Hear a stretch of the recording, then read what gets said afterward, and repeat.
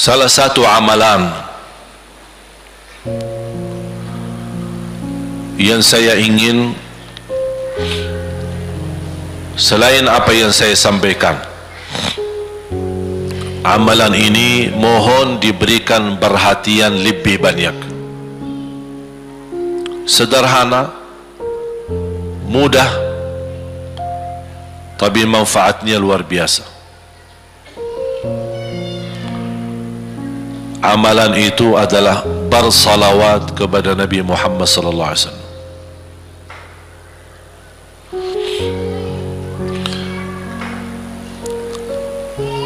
Kali ini saya tidak minta anda bersalawat seperti biasa. Saya yakin Bapak Ibu suka bersalawat, tapi kali ini saya ingin anda membawa salawat kepada Rasul dengan penuh rasa cinta. Demi Allah jamaah sekalian, tidak ada di antara kita yang bisa dan mampu membalas kebaikan Nabi Muhammad untuk kita semua. Salawat kepada Nabi Muhammad, satu kali salawat kita dapat 10 kali rahmat. Ini baru satu kali, dapat 10 kali rahmat. Nabi Muhammad menjadi Nabi kebanggaan kita, rahmatan lil alamin, termulia akhlaknya. Yang paling mulia akhlaknya terhadap istrinya, itulah Nabi Muhammad sallallahu alaihi wasallam. Setiap malam saya suka minta maaf sama istri saya. Saya sampaikan, mohon maaf, saya belum mampu menjadi semulia akhlak Nabi Muhammad sallallahu alaihi wasallam. Yang termulia akhlaknya terhadap istrinya Nabi Muhammad. Makanya kata Rasulullah di hadis yang sahih,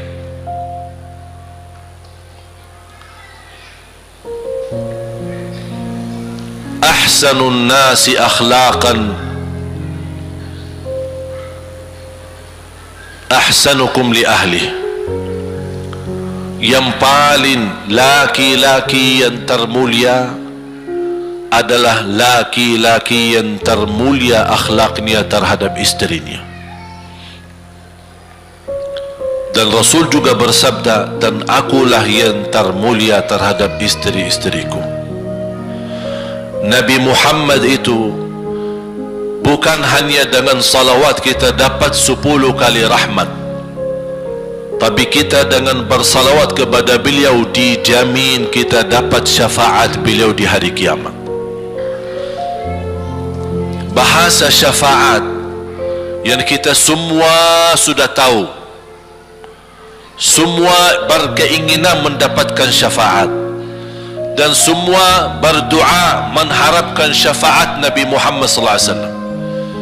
Tapi Bapak Ibu belum tahu sejauh mana kemuliaan syafaat yang kita tunggu yang diberi nanti oleh Rasulullah sallallahu alaihi wasallam.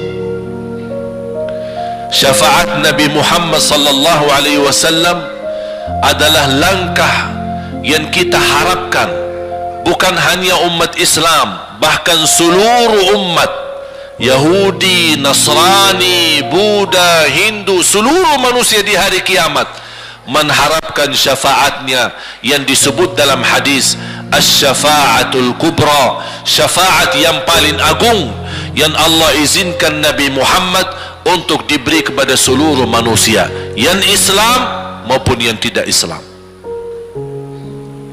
Karena di saat hari kiamat seluruh makhluk Allah subhanahu wa ta'ala, seluruh manusia, bahkan bangsa jin, semuanya berdiri habis dibangkit oleh Allah subhanahu wa ta'ala. Semuanya berdiri di hadapan Allah menunggu hisab dimulai lebih dari 50.000 tahun.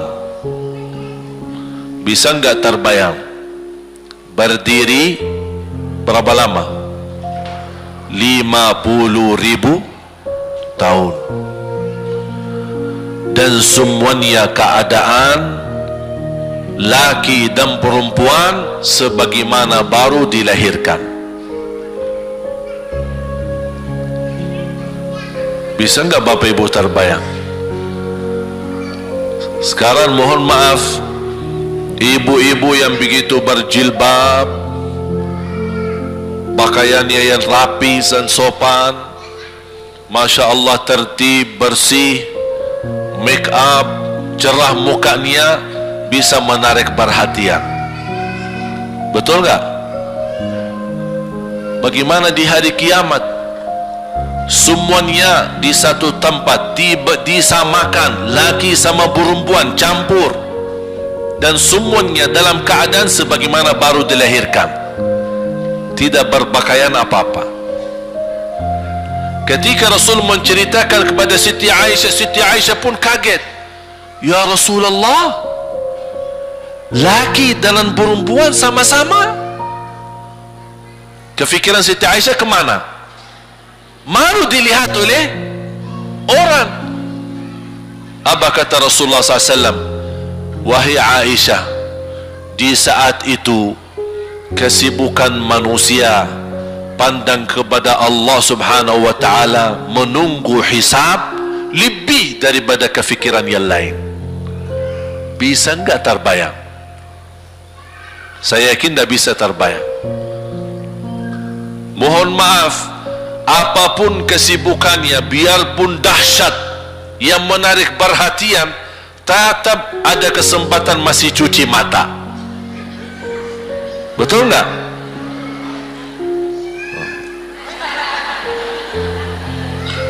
Tapi kalau di hari kiamat, beda keadaannya. Apapun yang saya jelasin, tidak akan mungkin Bapak Ibu bisa bayangkan. Karena itu bukan dahsyat lagi, tapi di luar batas kemampuan kita. Makanya Siti Aisyah sebagai manusia wajar kalau terkejut. Ya Rasulullah, kami dan laki-laki sama-sama. Rasul maklumi fikiran Siti Aisyah sebagaimana memaklumi fikiran kita yang sama. Tapi ternyata kalau di sana beda. Makanya di saat itu belum lagi matahari didekatkan. Disebut dalam hadis mil, 1 mil. Di dalam satu hadis 1 mil adalah, kalau untuk dalam mata itu kan berapa ukurannya? Berapa senti ya? Sangat kecil. Betul? Kalau dalam bahasa Arab itu namanya mil. Berarti ukuran nanti di hari kiamat kita berdiri 50.000 tahun dan mataharinya dekat seperti ini. Di riwayat mil bukan yang itu maksud, tapi adalah ukuran perjalanan 1 mil. Kira-kira 1 mil cukup jauh? Sama, kurang lebih berapa kilo?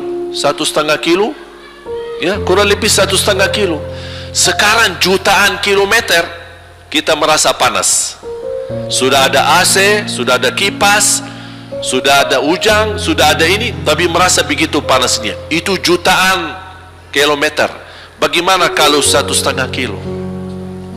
Makanya Rasul menggambarkan nanti di hari kiamat, yang biasa di dunia kalau kita keringat dari atas ke, kalau di hari kiamat terbalik, keringat kita dari bawah ke atas. Ini tergantung dosa kita. Kata Rasulullah, ada yang keringatnya sampai ke mata kaki, ada yang sampai ke lutut, ada yang sampai ke paha, ada yang sampai ke perutnya, ada yang sampai ke dadahnya, ada yang sampai ke lehernya, bahkan ada yang sampai merasa sudah sesak nafas, ingin melamatkan diri supaya tidak tenggelam di dalam keringatnya sendiri. Dalam keadaan itu 50.000 tahun. Di situ manusia sudah merasa gelisah, sudah cukup merasa tersiksa, semua larinya. Penolong siapa yang bisa menolong kita? Kita minta tolong kepada siapa yang bisa menyampaikan hajat kita kepada Allah supaya mulai hisab? Karena sudah kita tidak kuat lagi. Semuanya larinya kepada Nabi. Nabi Adam, Nabi Ibrahim, Nabi Nuh, Nabi Musa, Nabi Isa. Semuanya jawab yang sama. Nafsi, nafsi. Allahumma sallim, sallim. Ya Allah, selamatkan diriku sendiri. Tak ada yang urus anak, istri, suami, keluarga, apalagi manusia lain. Sama keluarganya saja dia lari. Tak ada. Nafsi, nafsi. Diri sendiri, ya Allah selamatkan. Diri sendiri, ya Allah selamatkan. Diri sendiri, ya Allah selamatkan. Nabi Adam jawab begitu. Suruh barangkali Nabi Nuh bisa bantu kalian. Datang kepada Nabi Nuh, nafsi, nafsi, Allahumma sallim, sallim. Datang kepada Nabi Musa, nafsi, nafsi, Allahumma sallim, sallim. Datang ke Nabi Isa, nafsi, nafsi, Allahumma sallim, sallim. Sampai terakhir Nabi Isa berkata, ada satu saya rasa dan yakin, dialah yang bisa memberi bantuan. Dia tunjukkan, itu dia, namanya Muhammad sallallahu alaihi wasallam.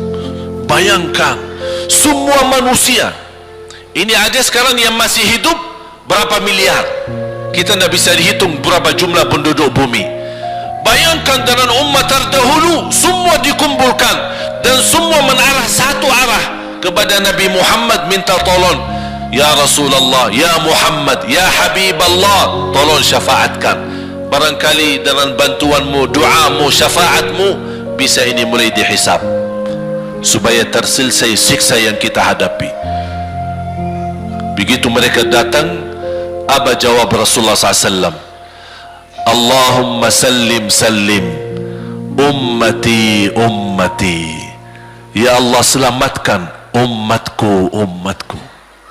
Fikirannya umatnya, bukan istrinya, bukan anaknya, bukan orang tuanya, bukan siap, umatnya. Umatnya dia fikirkan. Kemudian dia sujud di hadapan Allah Subhanahu wa ta'ala. Kata Rasulullah, di saat itu aku bersujud, Allah gerakkan lidahku untuk memuji Allah dengan kata-kata pujian yang tidak pernah makhluk pun sebelumnya sebutkan pujian itu. Artinya pujian yang Allah anugerahkan untuk Nabi Muhammad, sebelumnya tidak ada satu makhluk pun yang bisa mengucapkan. Hanya Nabi Muhammad, dan hanya di saat dia sujud di hadapan Allah di hari kiamat. Allah biarkan beberapa lama, habis itu Allah berkata, ya Muhammad, irfa' ra'sak wasal tu'ta washfa' tushaffa. Ya Muhammad, angkatlah kepalamu dan silahkan minta apapun, aku berikan. Silahkan beri syafaat kepada siapapun, aku terima syafaatmu.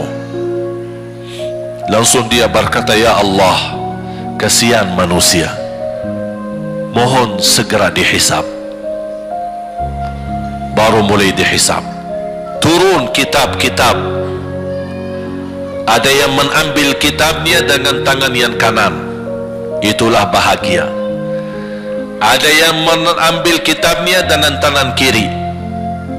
Dia berusaha sembunyikan tangan kirinya karena dia malu kalau kitabnya diterima dengan tangan kiri. Dia sembunyikan tangannya yang kiri ke belakang. Larinya buku amalannya ke belakang dan langsung nempel di tangannya. Tak ada yang bisa lari di hari itu. Semua amalan, buku amalannya dibuka oleh Allah, dan akan Allah mulai menghisabkan kita satu persatu. Tak ada kelompok-kelompok. tidak ada bendera, tidak ada ormas, tidak ada kelompok, tidak ada pimpinan, masing-masing. Bendera ini kita apa? Buku amal. Dan Allah manggil kita bernama satu-satu. Ibu, sini, datang. Kata Rasulullah sallallahu alaihi wasallam, yuhasibullahu al-abida laisa bainahu wa bainahu turjuman. Allah akan hisab hamba-hambanya satu demi satu, bersatu-bersatu, dan tidak ada penerjemah. Jadi tidak bagi terjemah, translate. Ya Allah, saya tidak mengerti bahasa Arab, saya tidak mengerti bahasa, ya Allah, gimana ini, saya butuh translate atau benacara supaya bisa bantu saya lulus dari hukum. Tidak ada. Yang hakim Allah, keputusannya Allah, yang menentukan Allah, mahkamah yang dikuasai Allah, hamba di hadapan Allah, saksi semua, tangan saksi, mata saksi, lidah saksi, kaki saksi, buku amal saksi, malaikat saksi. Bagaimana kita mau lari? Ditanya oleh Allah, hei hambaku, ingat enggak di malam itu, di tempat itu, kamu berlakukan dosa itu? Seorang hamba yang masih memiliki iman, dia merasa dan ingat, dan dia merasa malu, dia tunduk kepalanya. Kata Allah, malu ya, malu, tunduk, ya malu ya Allah, malu, malu. Dan subhanallah, tanda rahmat Allah, ketika Allah bertanya dengan kita, tidak ada orang lain yang bisa lihat. Supaya apa? Supaya hisab kita di antara kita sama Allah tidak terbocor kepada orang lain, supaya tidak malu sama orang lain. Allahu Akbar. Habis kita sudah raku diri, ya Allah, saya ingat dan saya rasa salah dan saya malu. Apa kata Allah? Waktu itu kamu lakukan dosa itu, aku tutupi, aku tutupi, tidak ada yang tahu. Kita lakukan dosa ini udah sekian tahun, ada yang tahu nggak? Tidak ada yang tahu, karena kita lakukan di saat sembunyi. Kata Allah, di saat itu kamu lakukan dan kamu tahu itu dosa, tapi aku tutupi supaya kamu jangan menjadi malu di depan keluarga atau di depan sahabat. Aku tutupi. Dan aku sekarang sudah menutupi dosamu di dunia, dan sekarang aku hapuskan dan ampuni dosamu di akhirat. Allahu Akbar. Disitulah terasa anugerah ampunan Allah yang maha kuasa. Dan Allah di saat itu mampu menghukum kita. Dan kalau Allah menghukum kita, Allah tidak pernah menzalimi kita. Justru itu keadilan Allah. Tapi Allah tidak memperlakukan keadilannya, justru yang mendahulukan ampunan dan kasih sayangnya. Habis selesai hisab, harus semua tanpa kecuali liwati neraka Jahannam di atas sirat. Sirat yang panjang, yang kejam seperti pedang, yang tipis sampai tidak bisa dilihat oleh mata. Katanya tipisnya seperti, subhanallah, imam bisa jalan di atas rambutnya. Kejam lagi, masuk di atas serat,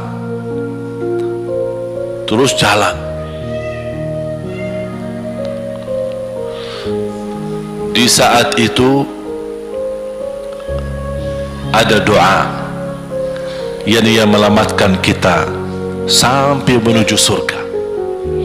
Nabi Muhammad sallallahu alaihi wasallam, dia sudah duluan Kalau Sayyidina Abu Bakar perjalanan di atas sirat disebutkan 100 tahun. Tapi Sayyidina Abu Bakar satu langkah di atas sirat, langkah kedua di depan pintu surga. Dahsyat. Ini Sayyidina Abu Bakar seperti itu. Bagaimana Rasul? Rasul sudah menunggu di depan. Mulai manusia satu persatu jalan di atas sirat. Dan Rasul di saat itu sibuk berdoa, Allahumma sallim sallim, ya Allah selamatkan umatku, ummati ummati, ummati ummati, sampai mereka terselesai. Sampai di situ saja. Sebelum masuk surga ada berita gembira untuk umatnya Nabi Muhammad sallallahu alaihi wasallam. Tidak boleh ada yang masuk surga harus berjumpa dengan beliau dulu, tatap muka, dan disediain minum yang disebut air Al-Kautsar, dan di situ banyak gelas. Tinggal kita ambil gelas dan minum. Begitu kita mau ambil gelas dan minum, datang Rasul, jangan kamu minum langsung dari tanganku sendiri. Barang siapa yang minum dari tanganku tidak akan haus selama-lamanya. Allahu Akbar. Di situ terasa kemuliaan. Begitu kebahagiaan kita bertemu dengan Nabi Muhammad dan bisa langsung minum dari tangan Nabi Muhammad sallallahu alaihi wasallam. Bukan hanya begitu saja, bahkan Nabi Muhammad memegang tangan kita, mengajak kita masuk 8 pintu surga. Ada 8 pintu. Rasul bersabda, satu pintu luasnya seperti antara langit dan bumi. Satu pintu antara langit dan bumi luasnya. Dan kata Rasulullah, di saat itu akan manusia gesa-gesaan untuk masuk surga. Itu tanda apa? Banyak yang akan masuk. Mudah-mudahan kita terhitung dari yang banyak.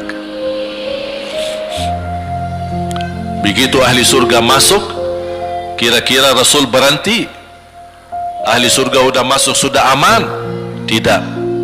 Rasul balik lagi, keluar dan menuju dari langkah sirat yang pertama, melihat ada enggak ternyata ada di antara umatnya yang tersisa yang dosanya terlalu banyak, gesa-gesaan di jalan, merangkak di jalan sampai jatuh di dalam neraka. Rasul mana mereka? Masuk ke neraka. Kata Allah subhanahu wa ta'ala melihat keadaan Nabi Muhammad SAW, apa yang dibutuhkan lagi?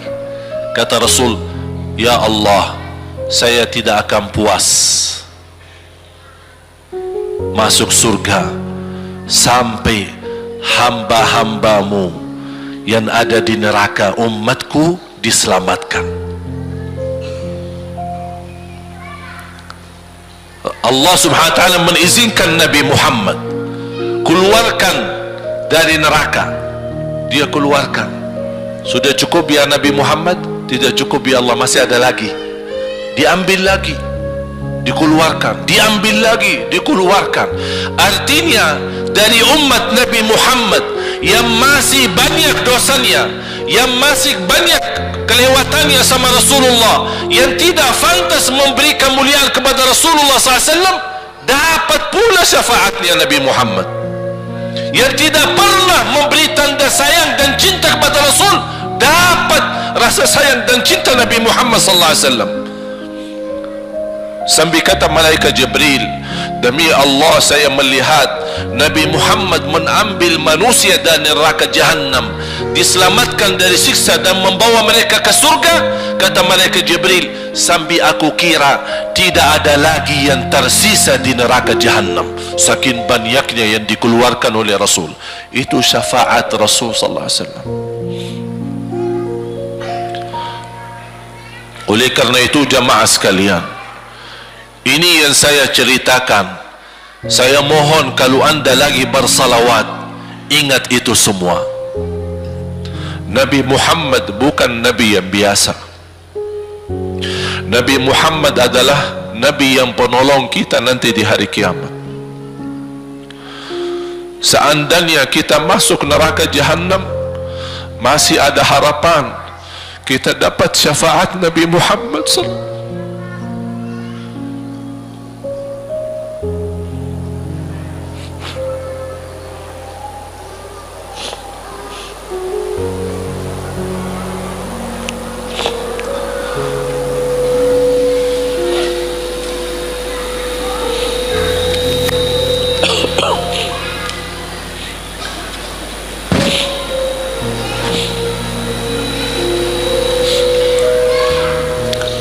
Yang masuk neraka saja dapat syafaat Rasul. Jadi sejauh mana kita bisa mencintai beliau, sejauh mana kita minat mempelajari kehidupan beliau, sejauh mana kita mengenal sunnah-sunnah beliau. Di zaman ini, umat yang paling bodoh terhadap beliau kita umat Islam. Kita umat Islam banyak hal yang tidak tahu tentang beliau, tidak tahu bagaimana perjuangan beliau, bagaimana doa beliau untuk kita, bagaimana kesedihan beliau kalau ada di antara kita yang kena musibah atau keburukan, apalagi masuk neraka. Siti Aisyah radhiyallahu anha,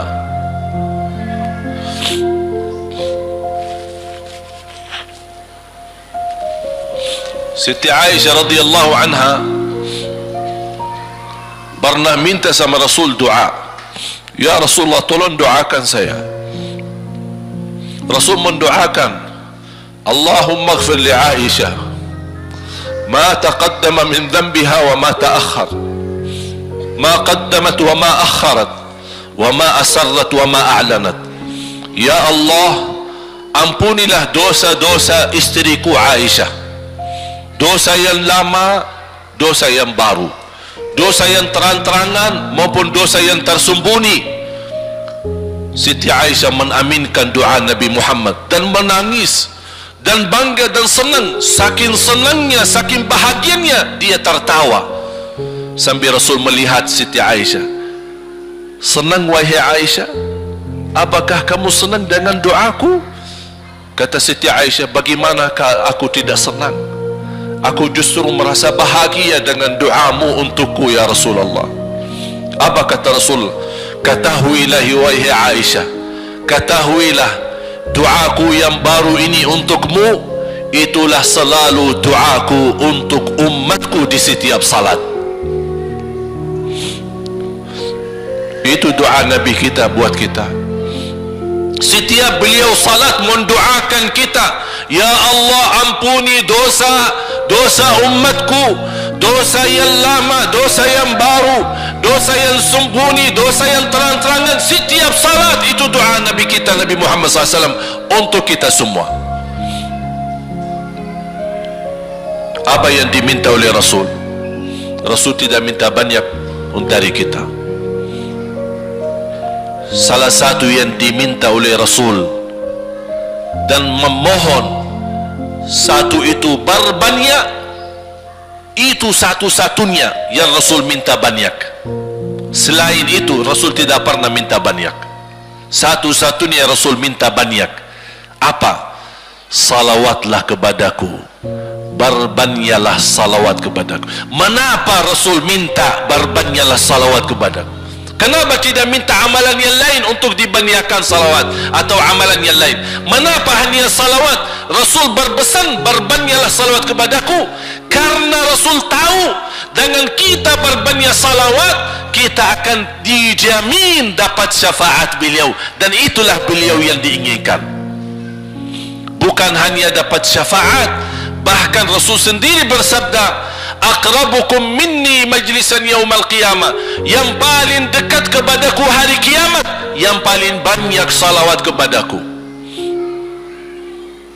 Bahkan berita gembira bagi seorang hamba umat Nabi Muhammad SAW, akthiru alayya minas salati yawmal jumu'ati wa laylataha fa inna salatakum tablughuni haitsu kuntum.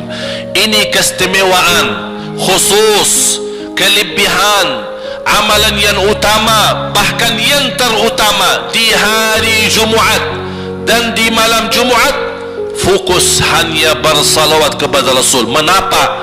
Karena Rasul yang berpesan, Rasul yang minta. Rasul berpesan, berbanyaklah salawat kepadaku malam Jumaat dan hari Jumaat. Mengapa ya Rasulullah khusus hari Jumaat dan malam Jumaat? Karena salawat kalian Allah sampaikan kepadaku. Kata guru saya, barang siapa yang ingin Rasul kenal dengan dia, berbanyaklah salawat kepada beliau, karena langsung nama kita akan sampai.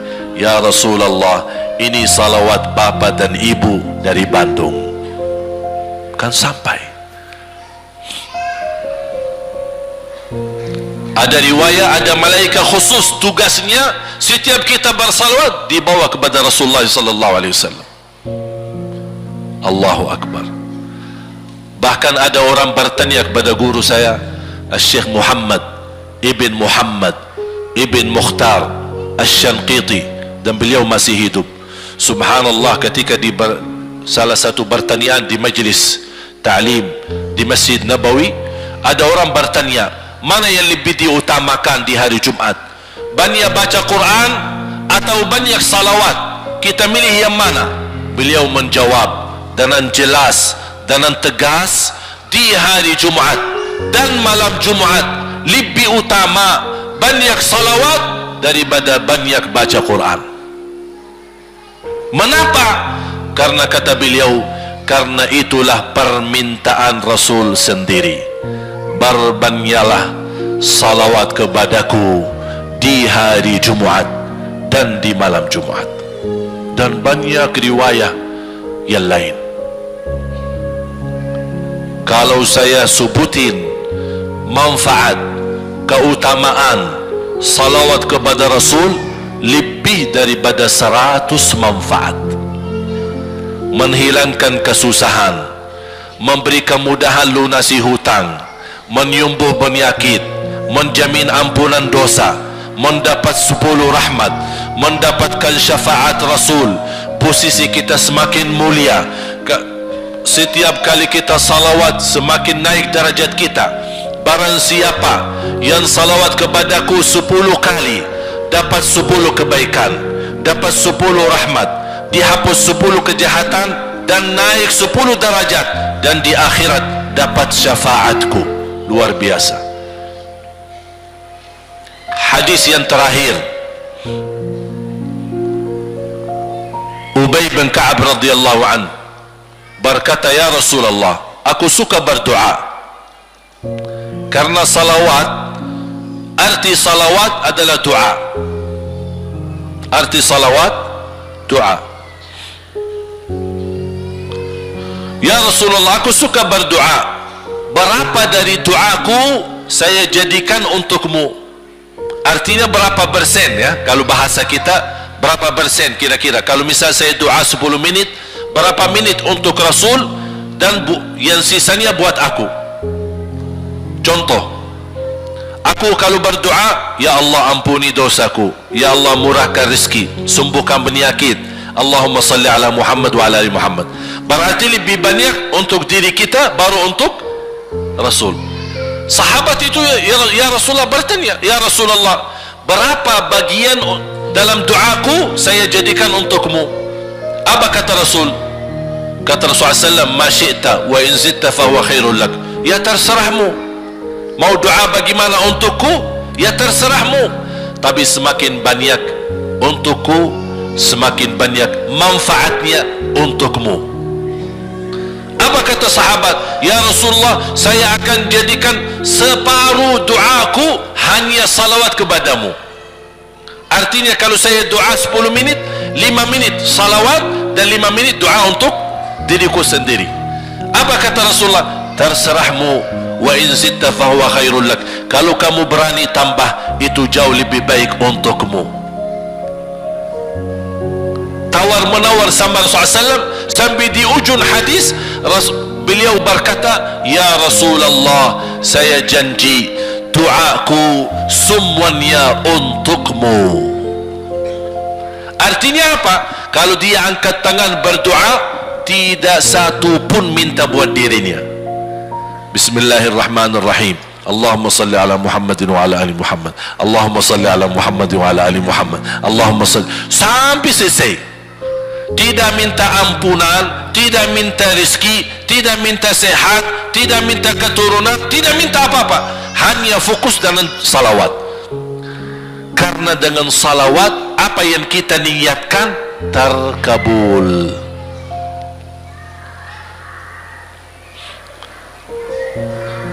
Saya dapat dari guru saya, nanti saya akan ceritakan bagaimana cara berdoa. Kata sahabat, ya Rasulullah, saya akan jadikan doaku hanya salawat kepadamu. Apa jawab Rasulullah SAW? Idzan taf'al yukfa hammuk wa yughfaru dhanbuk wa tuqda hajatuk. Kalau kamu lakukan hanya doamu, hanya salawat kepadaku, akan dihilangkan segala kesusahan, diampuni segala dosa, dan dikabulkan segala hajat. Kata ulama, apa yang diharapkan oleh manusia? Hidup di dunia tambah susah dan hidup di akhirat tambah dosa. Betul? Itulah kita dapat dengan salawat kepada Nabi Muhammad SAW. Berdoa, ketika anda berdoa, contohnya seperti ini. Setiap anda berdoa,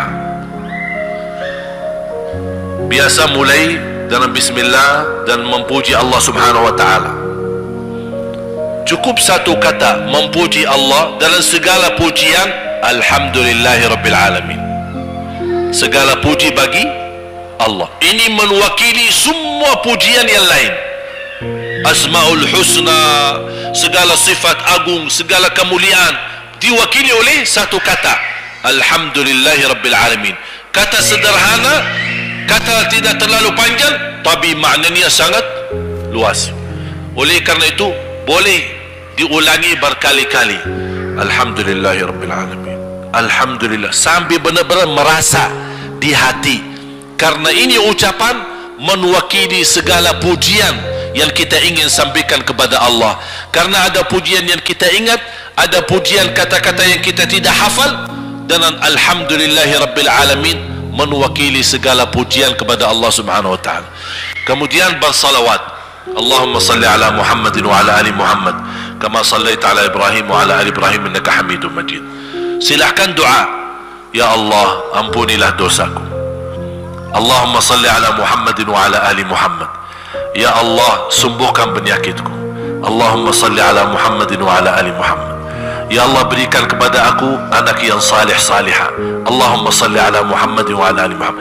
Jadi setiap langkah doa diawali dan diakhiri salawat. Faham? Subhanallah, wallahi dahsyat. Saya tidak bisa cerita apa lagi. Mau cerita apa lagi? Wallahi dahsyat. Saya tidak pernah istiqamah mengamalkan doa seperti ini. Alhamdulillah, selalu terkabul. Bahkan nyata Allah kasih. Udah selesai. Wallahi jamaah sekalian, salawat kepada Nabi Muhammad bukan budaya, bukan kebiasaan, tapi amalan yang sangat manfaat buat keselamatan kita, kebahagiaan kita di dunia maupun di akhirat. Bahkan keselamatan buat anak kita, salawat kepada Nabi Muhammad SAW. Terakhir, sekali lagi, ketika anda bersalawat, apa yang saya cerita tadi tolong dihadirkan dalam fikiran. Siapa Nabi Muhammad itu? Nabi Muhammad penolong kita di hari kiamat. Nabi Muhammad yang membawa syafaat untuk kita. Nabi Muhammad yang menunggu kita di surga.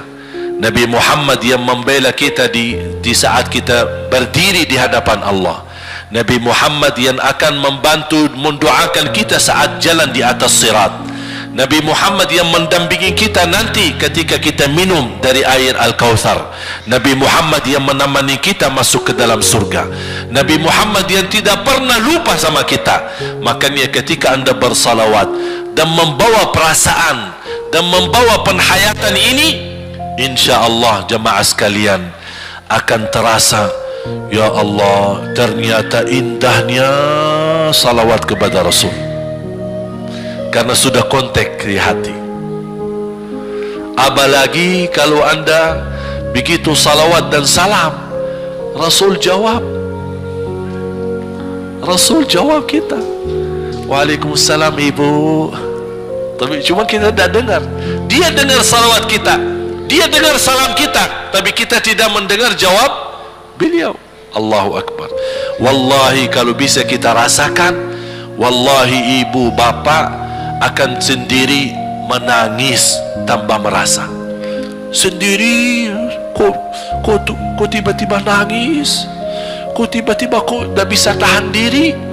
Karena Nabi Muhammad itulah yang semestinya sudah menguasai hati kita, sudah ada di hati kita, sudah mempenuhi rasa cinta di dalam hati kita. Makanya kata Rasulullah, tidak sempurna iman seorang sampai dia mencintaiku lebih dari ibunya, lebih dari bapaknya, lebih dari anaknya, lebih dari hartanya, bahkan lebih dari dirinya sendiri. Baru sempurna imannya. Bagaimana kita bisa mencapai kesempurnaan iman seperti ini? InsyaAllah dengan bersalawat, dengan membawa perasaan, membawa kehadiran cerita-cerita yang sama-sama kita belajari, baru akan terasa di dalam hati posisi Nabi Muhammad akan semakin besar, semakin mulia di hati kita. InsyaAllah semakin mulia di hati kita, InsyaAllah akan semakin semangat beribadah, semakin semangat mendekati, semakin semangat mempelajari, dan semakin insyaAllah menjadi baik di mata Allah dan insyaAllah baik di mata manusia. Amin ya Rabbal Alamin.